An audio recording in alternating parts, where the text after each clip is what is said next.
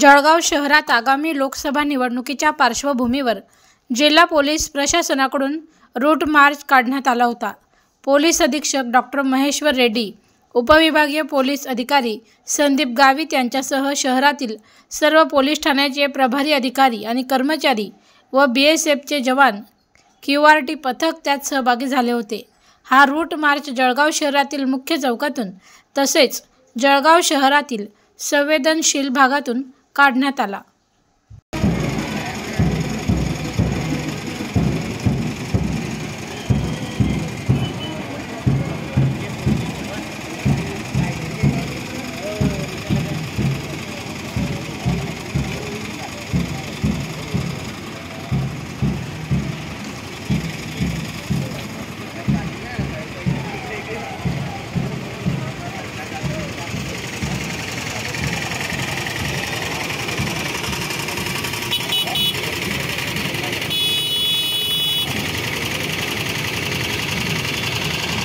सर्वात मध्ये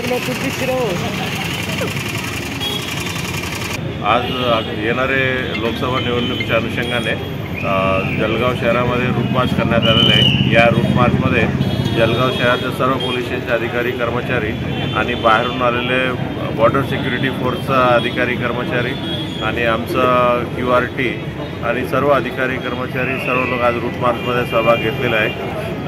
येणारे लोकसभा निवडणुकीच्या अनुषंगाने जिल्ह्यामध्ये 5 कंपनीचं CAPF म्हणजे सेंट्रल आर्मड पोलीस फोर्स आपलं प्राप्त झालेलं आहे। ही 5ही कंपनी अलग अलग डिव्हिजनमध्ये त्यांना देण्यात आलेले आहे आणि येणारे 10-12 दिवस ते रूट मार्च आणि इतर पूर्वतयारीचं सर्व काम करणार आहे। सर्व आता जळगावमध्ये ते झालेलं आहे आणि प्रत्येक ठिकाणी अशा रूट मार्च आणि पूर्वतयारीचं सर्व काम होणार आहे।